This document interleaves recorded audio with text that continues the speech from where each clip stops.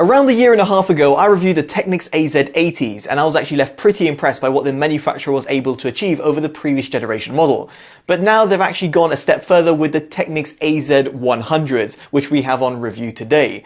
Now, these can be found for £260 in the UK or $300 in the US, so very much at that premium price category, while the AZ80s are now much cheaper, and so are some of its competitors. So in this review, you're going to see if they're actually worth their price tag, and of course, if you should go out there and buy them.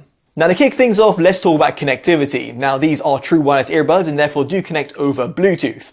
There is no issues whatsoever when it comes to connecting from the left and right driver. I had no problems when it came to connecting up to my smartphone at roughly 10 to 20 meters away, even through walls. And furthermore, both the left and right earbuds can be used as a master driver setup. So you can have the left earbud in and the right driver in the case and vice versa. Of course, you might want to use them as a stereo configuration as well, which is very much suggested for the utmost audio fidelity.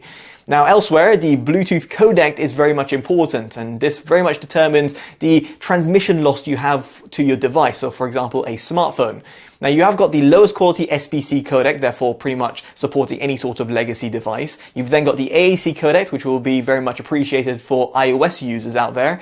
And then you've got the new LC3 codec, which is kind of a replacement to the SBC codec, but is using low energy Bluetooth. And then we've got the highest quality LDAC codec, which is very much appreciated for someone like myself who has an Android device. My Honor Magic 4 Pro connects over the LDAC codec, and that is actually native on pretty much every single Android device now that is available, and as a result means that I get the lowest transmission loss and therefore the utmost audio fidelity. Now, for those people who are on iPhone, you will be limited to the lower quality AAC codec, but that is almost fundamentally the case across all sorts of Apple devices and indeed any sort of earbuds or headphones that you might come across. Now, no matter if you're on iPhone or Android, you will be pleased to know that these earbuds, very much like some of the other Technics earbuds out there on the market, support Bluetooth multipoint. Now, for those people who are unaware, it effectively means that you can simultaneously pair up to 2 or more devices. Now, the AZ100 supports up to 3 devices to be simultaneously paired up. Although it's worth noting over here that if you were to pair up to 3 devices, the LDAC codec will not become available. If you were to pair this down to 2 devices, so for example, a smartphone and a laptop, then you will have the LDAC codec available, but it will be limited to the best effort mode. If you go for a singular device, therefore effectively disabling multipoint, you will have LDAC codec that is completely unrestricted. And it's also fantastic to see that you have also got a few different customization options via the Audio Connect app by Panasonic/Technics, and this means that you can customize the behavior of the multi-point connectivity. Now, while all that is very important, you might be wondering what about when it comes to its audio fidelity. Now, first off, it's worth pointing out that the AZ100s have got a 10mm driver, but in comparison to the dynamic driver that was present in the AZ80s, they have now got a magnetic fluid driver. Now, taking the marketing that is available from the manufacturer's website, they say it's experience a new dimension of sound with our magnetic fluid driver, featuring a magnetic fluid system, ultra-thin free edge, and aluminium diaphragm. Enjoy low distortion, rich bass, precision high frequency response, and elevate your audio experience with unparalleled clarity and realism. Now, there are some very nice words, but I can say that actually listening to it in person, those marketing claims really do come into fruition. Now, let me explain this and break it down in terms of the sound frequency range. Now, first off, when it comes to that low-end rumble, that sub-bass tones that you might come to expect in bass-orientated music, it very much is there. The same could have been said with the AZ80s and some other flagship true wireless earbuds out there on the market, but the AZ100s have got that fantastic control and also that longevity in that bass tones.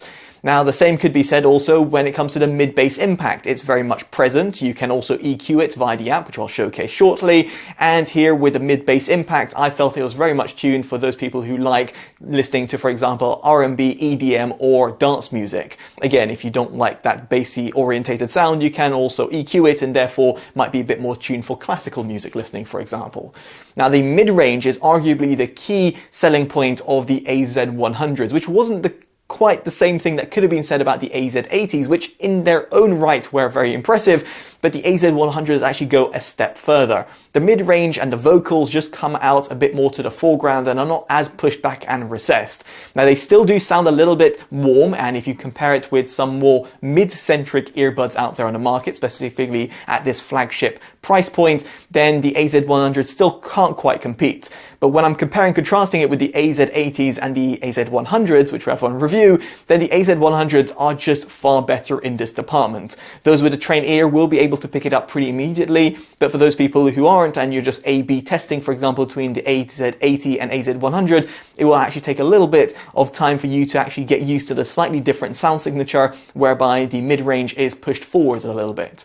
Now, as for the high-end extension, both the older generation and the AZ100s very much extend very well at the top end. I actually added a few notches towards the treble EQ in order to give a little bit of that extra toe tapping and dynamism to the overall sound frequency range. Now, as for the overall soundstage reproduction, I do think the AZ100s are pretty much unmatched. The same could be said about the AZ80s before them, and to some degree the AZ60s before that, but in this respect the AZ100s are still absolutely phenomenal. I don't think there are many earbuds out there on the market at any sort of price range that can really compete with them, because they give you a good sense of engagement, fantastic width and depth, and excellent instrument separation. That is also due to the fact of the housing that the manufacturer has chosen, therefore meaning that it does actually sound a little bit more airy and not as close sounding as, again, some of its key competitors. So ultimately what I'm trying to say over here is the soundstage is actually very impressive, and combining that with the entire sound frequency range, well, the AZ100s are absolutely stonkingly good when it comes to reproducing an accurate and engaging sound quality. Now, another thing to mention is that you have got spatial audio, or more specifically Dolby Atmos support, and then if you were to enable this, you'll also have the access of Dolby head tracking, which means that if you're turning left and right, it kind of adjusts the sound for you. Now, while this is quite fun to utilize when it comes to the actual raw sound quality, it very much degrades the overall audio experience, severely affecting the overall mid-range and also taking away from the overall dynamism. But this is nice to see supported for those people who do want that feature, and you can enable or disable this via the Audio Connect app. So next up we get on to recording quality, and everything you can hear right now is coming directly from the AZ100s, and it's also using the voice focus AI feature, which is actually new on these models in comparison to the previous generation Technics earbuds. Now, first off, in terms of the overall raw call quality, I do think it's actually pretty impressive. My voice does come out pretty clearly, and while it is a little bit pushed back in comparison to some of its key competitors, in comparison to some of the older generation Technics, and just generally as to how it sounds, I do think it's actually pretty impressive. And what really did stand out for me when it came to me doing my test was how it actually performs in a noisy environment. So right now I'm going to be facing my bookshelf speakers and playing back a track. It's from EAH, and it's titled Like Me. Now the music is playing through my bookshelf speakers, and I'm pretty sure you're not going to be able to hear it, even if I go quiet.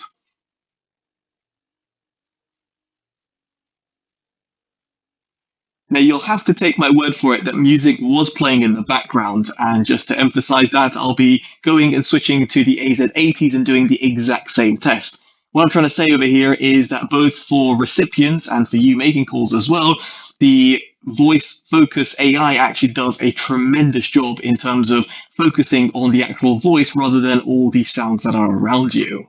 So switching over to the AZ80s, hopefully you'll be able to immediately pick up that the AZ100 sounded sonically better, at least when it comes to call quality.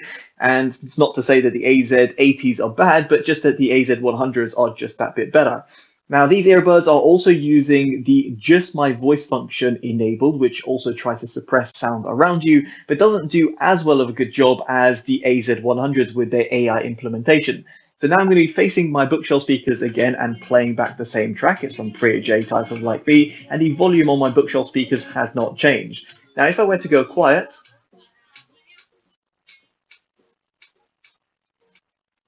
you might be able to pick up that EAH's vocals are actually now being able to slightly be picked up by the earbuds. It's still not that significant, and it's still very impressive for the AZ80s, but yet again, just emphasizing that the AZ100s do just that bit better of a job. So when it comes to taking calls, effectively what I'm trying to say is that the AZ100s are absolutely incredible when it comes to dealing with any sort of noise around you, and indeed suppressing any sort of exterior sound other than what is going to be the most important, and that is, of course, your voice. Now, the recording quality of the AZ100s is certainly very impressive, but where I do feel that they fall short is when it comes to the overall ANC capabilities. Now, the overall algorithm, at least in my opinion, hasn't changed, at least in their manual modes. It seems to be pretty much identical to the AZ80s. However, what you'll see is that via the marketing, there is a 6-star rating for the AZ100s versus a 5-star rating for the AZ60. So is 6-star now the new benchmark to go by? I don't know. Or is it 10-star, so therefore is the AZ80s actually pretty poor? Well, what I'll say over here is that there is adaptive ANC now with the AZ100s, which is something that you might come to expect in a flagship modern product, and like something you'd find in some rival alternatives. The AZ80s, as just a reminder, did not have active ANC. Now, active ANC just does exactly what it says on the tin. If you're sitting in the office and then going out to the road and then going to a coffee shop, it's going to constantly adapt and therefore giving you the best sort of experience, at least according to the manufacturer and from what the app is able to pick up. But in my opinion, I actually just would prefer just using it on a manual mode and therefore ramping it up to, for example, the maximum level. Now, in this mode, I was able to compare and contrast with the AZ80s, the AZ60s, and my benchmark are the Libratone Track Air Plus, let alone some Sony earbuds out there. Now, what I found is that while just listening back to some airplane music and some low-end hums, or let alone people talking in the background via my bookshelf speakers, I found that the AZ100s didn't perform as well as the AZ80s. Now, I think in part this is due to the fact that you have not got as good passive noise isolation. In other words, imagine putting your hands over your ears and blocking out sound. Well, here I just feel that the slightly different shape of the AZ80s, which are still using the concha fit shape as the AZ100s, just seem to be a little bit better. So their bulkier shape has got its benefits when it comes to giving you better passive noise isolation, but of course might not fit as many ears, so kind of goes in swings and roundabouts. Now, apart from that, I would like to say that all the Technics earbuds from the Technics 60s, 80s, 100s, they can't quite compete with any of their key competitors, let alone some of the flagship earbuds when it comes to active noise cancellation. Effectively, if active noise cancellation is your utmost priority, then you might want to look outside of the Technics range altogether. Now, another thing I would just like to point out is that the AZ100s, very much like some of their competitors and including its siblings, have got a transparency mode that you can enable, and also you have got an attention mode, which effectively gives you an emphasis of the things that are around your surroundings. So quite handy in certain scenarios, for example, if you're going to be crossing the road. Moving on, we get onto the Audio Connect app, and through the main interface you'll be able to see the battery level of the left and right earbuds and also the charging case. Then you've got a few quick toggles, for example the usage guide, and then you've also got the noise cancellation mode where you can adjust the slider or go for adaptive ANC, enable or disable, and you can disable ANC altogether or go for the ambient sound that I covered before and go on to the transparency or the attention modes. Then you've also got, via the other quick toggles, the EQ. And it's absolutely fantastic to see over here that you have got an 8-band EQ versus a 5-band EQ that you'd be able to find in the AZ80, so therefore giving you more customization. Furthermore, you've also got 3 different custom presets to choose from, useful if you have different genres, and then you've got some preset EQs or indeed the direct mode if you want to do that as well. Then you've also got the voice focus AI test, which effectively gives you a little bit of a delay as to when you're doing the test, but gives you an indication of how your voice is perceived and indeed what you can hear around you. Quite handy as to just understanding how the earbuds operate, and you can just enable and disable a function and start and stop the test. And then at the bottom you've still got some quick toggles, for example the ANC and then the EQ, and then you've got the settings cog.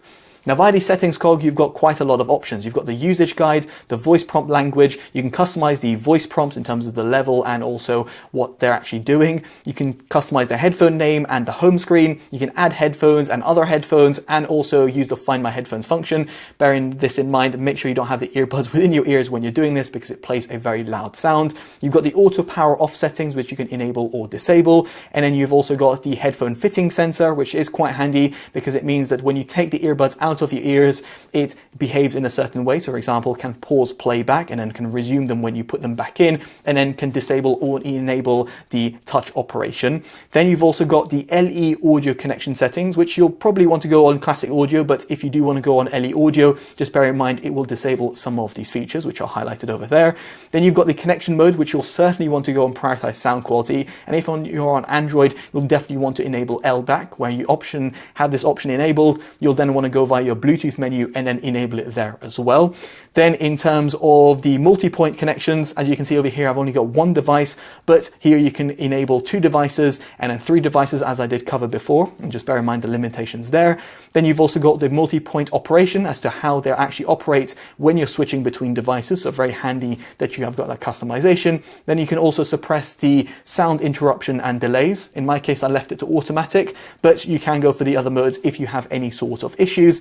And then you've also got the spatial audio setting, which means that you can indeed enable or disable spatial audio. And as I did cover before, it's not something that I actually utilize myself. Here, then you have then got the customize of touch sensors. So all of these sensors can be customized. So your single tap, your double tap and triple tap, and your touch and hold. And this can also apply to when you're on a phone call. So quite handy. Then you've also got the noise cancellation setting when it comes to your touch operation. I like to cycle between all the modes, so noise cancellation, ambient sound and off, but you can have 2 of them enabled only if you so wish.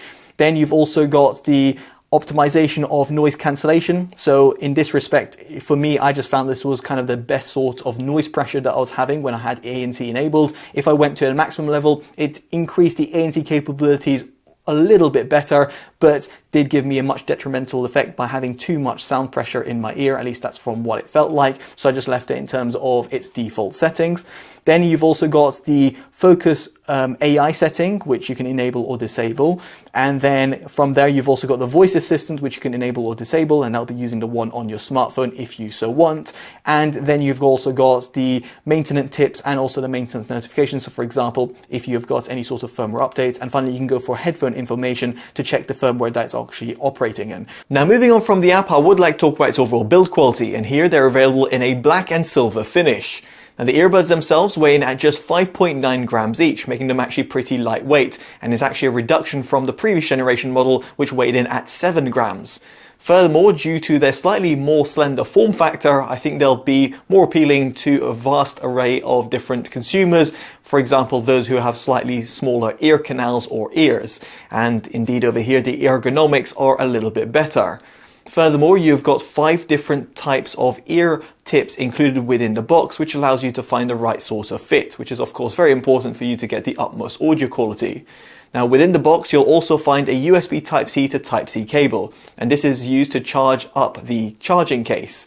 Now, the charging case itself will take a couple of hours to charge from 0 to 100% and will provide you 28 hours of playback. The earbuds themselves will last for 10 hours on a singular charge, and this is up from 24 hours and 7 hours from the AZ80s. Aside from all of this, the charging case does also support QI wireless charging, and the earbuds themselves are IPX4 rated, which means that they will survive a little bit of water splashes and dust and won't be affected in terms of the overall performance. So with all that in mind, can I see myself recommending the Technics AZ100s? Well, in a nutshell, they're a refinement over the previous generation model, the AZ80s, which in their own right were absolutely sublime. See, here you have got much better vocal presence, and therefore means that the mid-range comes up to the foreground and you're getting better sound quality. You're getting better recording capabilities. You've got a better sort of fit due to the slightly more slender design, and the same goes for the charging case. You have got an extra Bluetooth codec in the LC3 codec, which can be handy for certain individuals. And then you have got the adaptive ANC, although the actual raw ANC performance combined with the passive noise isolation isn't as good, at least not in my opinion, in comparison to the AZ80s. Now, given all of this, I can certainly see myself recommending the AZ100s, and as such, they get my Best Buy awards. Now, do consider, however, that they do come in at a pretty eye-watering price of £260 in the UK or $300, at least at the time of filming. And as a result, means that if you want almost the same sort of level of quality, although certain amount of downgrades in certain departments, as I just mentioned, then you might want to consider the AZ80s instead, or let alone, for example, the AZ60s were even cheaper than that. So ultimately, what I'm trying to say over here is that if you can afford them, then definitely go for the AZ100s. If you can't, then go for the AZ80s instead, or for example, the AZ60s, which I still think Technics just make the best true wireless earbuds out there on the market and are pretty much unrivaled, at least in my humble opinion. Now, I'd be curious to know what you make of them down in the comment section below, and if you would pick it over some of their rival alternatives. And if you have enjoyed this detailed independent review, definitely do consider dropping a like, subscribing, and hitting that bell notification, all of which would be greatly appreciated. As such, I've been Totally Dubbed, and I'll hopefully see you in the next one. Take care of yourselves, and goodbye.